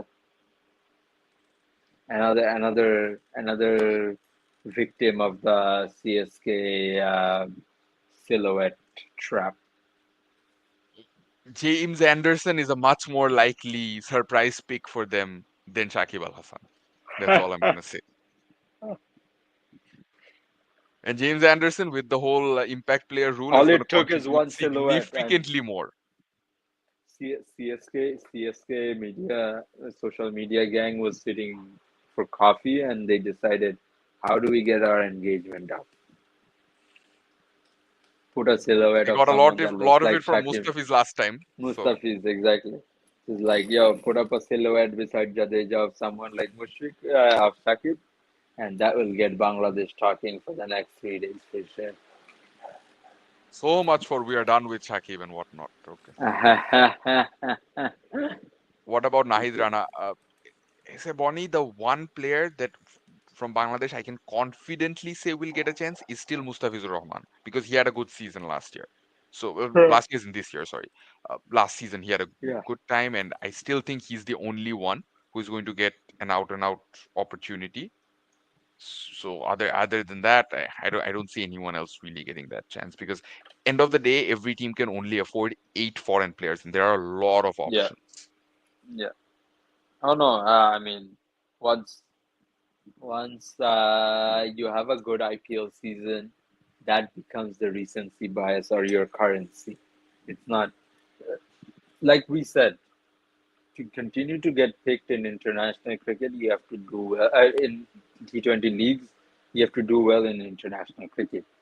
Now, has Mustafi set the stage alight like he did when he first came onto the scene? No, but he's had a couple of good games here and there in the recent past. and he He was went one of the to highest Abu wicket Dhabi. takers for CSK last season, First did. year, and And then he had to exactly, leave abruptly. and then for the IPL last year or the last season, he was one of the highest wicket takers for them. So he might be someone that they look to buy back on a base price almost, or even find some other suitors, but they might not have to spend that much. Uh, Mr. Enthusiastic Man, if you've looked at IPL teams' posts and their engagement numbers, and a post with a Bangladeshi players and the engagement numbers it does is nowhere close to even a post with just an Indian player. So this is why they need the Bangladesh players engagement. So that is that. My guy, a Knight Some Riders franchise can just post Shah Rukh Khan and get all the engagement in the world, but they still choose to post Shakib Al Hasan. When he's playing for exactly. LA Knight Riders back in the day when he was playing for KKR, it just happens, my guy.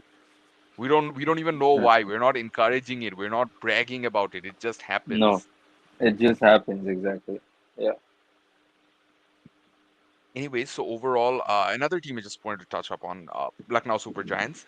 Everything is set for them. Again, it's another one of Yeah. those teams where everything is set, but they will have to take the risk. Very likely, they'll have to take the risk of naming an overseas captain like Nicholas Yes. Puran because of how much they've invested in him. Yeah. See that as a good option. I don't necessarily dislike it. I think Puran's someone who's obviously young, still, and he's someone that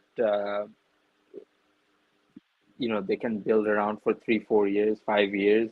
He's a stalwart in the T20 space as we know it, and he's done well in his captaincy for Trinidad, or even in the CPL. I think he's captained a little bit. So it's not the worst choice to have him captain, and it will give him some freedom in his game, knowing that he doesn't have to fight with the other seven guys for a spot in the lineup. It helps to not have what three wicket keepers in the squad all of a Yeah, sudden. yeah, exactly. And like Lucknow's like squad, but it was KL, him, and like he was being forced to field, and he's a QDK damn was there good as well. fielder with a yeah, QDK too. So he's a damn good fielder, no doubt about that. But I think if he's leading the troops, he will much rather be behind the stumps, leading the troops, and not having KL there means he can just easily slot into that role again. I think it'll be interesting if they rope in someone like Shea Hope as well, because again, that synergy kind of does work well. The Shea Hope, Yeah, Nicholas Puran in the same team. Nicholas Puran. If Yeah, if yeah. Nicholas Puran doesn't And want to keep for some and reason, Hope's got some recency bias going with the 50 he hit yesterday. So yesterday, yeah. And I would say that last season, in the limited opportunities he did get for Delhi Capitals, he didn't look all yeah, that bad.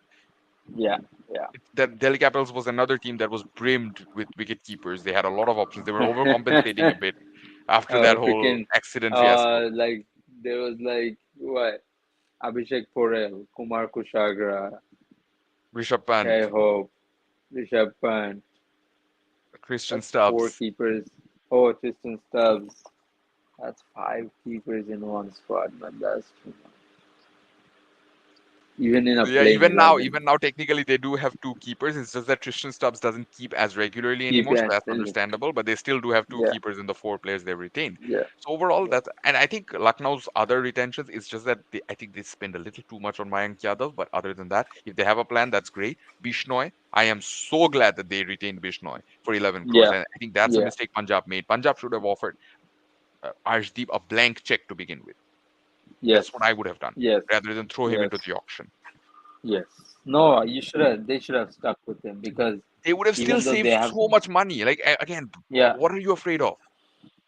yeah. What are you like? You've not nothing to lose, right? And especially with Arshdeep, literally being the backbone of your bowling lineup, and now such an integral part of India's bowling lineup, it's a He's basically the no-brainer lead to pacer kind in of, T20 eyes. Come on. yeah, yeah, IPL teams in the RCB, this is one one. team that always comes into the discussion. Virat Kohli asking for that 21 crores, so very likely he will captain this time as well.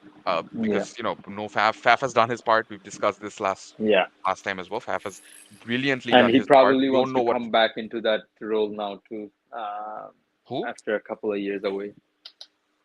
who. Virat, Oh, Virat. Virat, yeah, Yeah, for sure. And he did captain in 2023 as the with the impact sub thing going on. Uh, Faf sat out on a few games being injured, and yeah, Virat captained. So he's yeah. done it. He's still fresh uh, from that T20 World Cup win and everything. I think it's going to be a good. I think the retentions with Yash Dayal as the uncapped pick and what's his name, Patidar. These were Patidar, good picks. Rajat Patidar. I won't be surprised if they still use an RTM on Maxwell because, like I keep saying, Maxwell had three good seasons and one bad season. You got to Yeah, remember that Maxwell hasn't had three yeah. good seasons for any franchise other than Bangalore. He does really Bangalore. well at the Yeah, Chinnaswamy. Why would I not want to utilize that? Right? yeah, yeah. It doesn't No, matter if he's a Chinnaswamy bully. I play half my games at Chinnaswamy. I can benefit yeah. from having a Chinnaswamy If he bully wins you 5 of those 7 at Chinnaswamy, you take that any day. any day, any day. And it was interesting hearing him talk about the IPL retentions and going back into the auction and stuff. And it almost seemed like he's someone who kept saying that he implicitly kept saying that they might run the RTM on me, and it might be a situation that you know he gets sold less than what we believe is his market value, and they might just soup up the RTM on that. Because they don't have they wouldn't want to invest on someone like Cameron Green again because A, that wasn't a good decision to begin with, and but B, more Yeah, importantly, he's coming on the back of an injury, even if he is somehow available, which he may not be, because yeah, they're much more which strict now with the availability clause. If you're yeah, available, you have to be fully available, otherwise not. So with the injury, Cameron Green might say, okay, I'm gonna pull out of the auction or something like that. I'm not yeah, gonna be yeah, available, and I'm not gonna get yeah. risk get a ban risk. Rather, Get I have risk getting injured. Yeah, so like Ben one thing Stokes that has players done, were right? one thing that players were strictly told not to do is not to feign excuses to get out of the mega auction so that you can come into the mini auction and get double your market value The price money. because of a lack of Yeah, options. Cameron Green might actually have a valid reason to do that. yeah, yeah, yeah, So yeah, that'll be yeah. interesting. That's a good point. I did not think about it like that, but that is a very valid point. Yeah, And some of the Pacers, I think they could go for quite a bit. Trent Bolt is past his prime, but he can still contribute with the new ball. Kagiso Rabada has been let go by Punjab, so he's going to be a very, very viable option. Someone like yeah, Bartman, we are expecting him to get his Bartman. first possible contract. Yeah, And Bartman would be so much and more useful than players like, with due respect, you're getting someone like Mpaka with, that's his name, right? yeah, Mapaka. M- Mpaka, like, Yeah, because he impressed in the under 19s. Come on, bro. just Get someone more proven. knee-jerk reactions, almost knee-jerk reactions. Yeah. No, no, and there's a lot of good Indian pacers also in the auction this year, so those guys will come into the scene. Someone like Neandre Barger will also come into the picture, given that he wasn't retained this year either. So there will be a lot of seam options available up front, and Tanzim Hassan Saqib, because he's playing GSW, he might make a couple of connections here and there that might propel him to an IPL auction. If I think he might be in the auction list, I'm not sure. Actually, not 100% sure. I think there's like 13 players from Bangladesh in the auction. You a little bit surprised that they haven't included more associate players, given the success, especially USA had in the T20 World Cup this year.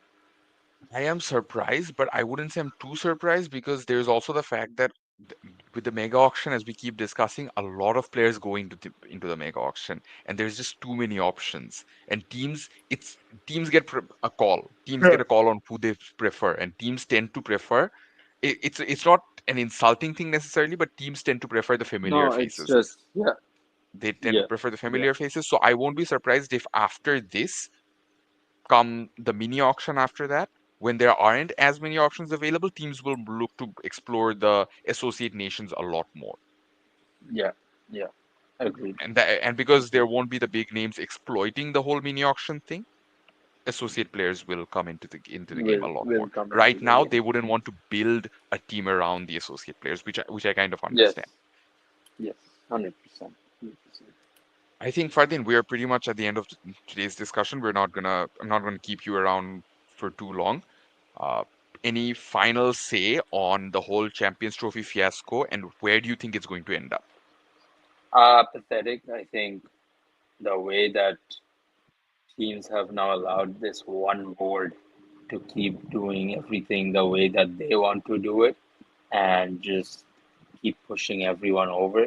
I'm kind of glad to see that there's some resistance being put on this time and not just crumbling to the pressure of the BCCI and the might of the BCCI. Where it will end up is pretty much where it ended up during the Asia Cup last year. Hybrid model, same thing. Um, because at the end of the day, all parties will think about, oh, there's so many other teams. Our drama is ruining the chances for the other teams to get the much needed practice or whatever much needed game prep ahead of the tournament. Uh, the off field call for me is one of the teams actually opting out of Champions Trophy, and that means that someone like a Sri Lanka might come into the Champions Trophy, but that's very off field. I don't think that will happen, especially because there's so much now on the what's the thing? What's the broadcasting company with the Champions Trophy? I forgot the name, but they basically have so much of a say now, which is so stupid. Um, and we talked about the corruption of scheduling that already exists. So if they come into the picture, they will say that we want the India Pakistan game no matter what happens. So I think it will just go to the hybrid model. It will just be a lot of dirt How does the throwing hybrid and model shit even work? talking. Because if you make the hybrid model, it's basically UAE are going to become the primary hosts because again, India Yeah, are one of the yeah, favorites to make it to yeah. go all the way. So you're gonna It, have to it, have it, the final in Dubai unless India agree that okay, we are only going to play our group stage matches in the UAE. If we they're not qualify for gonna the agree to semifinals, none of it, we're going to play in Lahore, which they will never agree to. which they'll never agree to. Yeah, The initial, and I don't get it. The BCCI were the one who's initially suggested that we were only going to play in one venue in Pakistan. I think they thought that Pakistan wouldn't cave to that, but Pakistan did. Maybe something like that because Pakistan immediately agreed and said, okay, so you yeah, can play all your yeah, games in Lahore. You want to go back after every game, by all means. Lahore to yeah, Punjab isn't far away. You can keep yeah, traveling. It's completely fine. That's completely up to you. India realized yeah. that this is actually going to be a bigger problem for their players, Their so players. Yeah, yeah. now they want to change the whole thing. It was a case of them just throwing something out there in the air and seeing if it sticks. And when it actually stuck, they went, "Oh no, shit, we don't want that," and they just went back on their words, which is pathetic, by all means. But yeah, I mean, I'm just tired of this stuff, and almost everyone I've talked to that watches cricket at any capacity is pretty much tired with this and just having one board dictate terms as much as they want to. And like I said, Jay Shah wrote an email to himself that he's not coming to the T20 World Cup. I mean, Champions Trophy in Pakistan. Like, that's as stupid as it gets. And the whole point is, you bring up the argument that why hadn't this been said before? Why is this being discussed like a few weeks, pretty much, not even months, a few Yeah, weeks before the yeah, Champions Trophy? And the one argument that goes in favor of that is no one actually thought the Champions Trophy was going to take place. take place. Exactly. Everyone thought that this would Exactly. still get scrapped somehow. No one even was sure if this Everyone, was actually going to everyone take was place.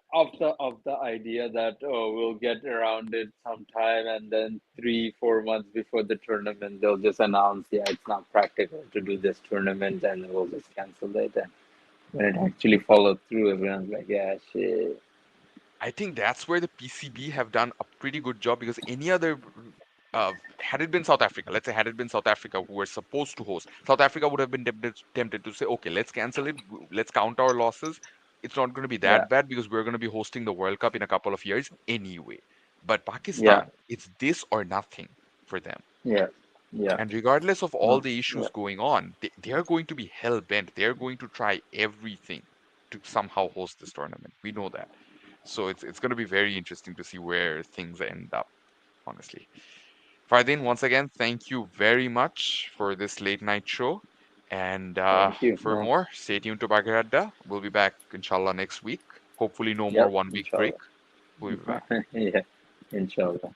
Bye. Goodbye.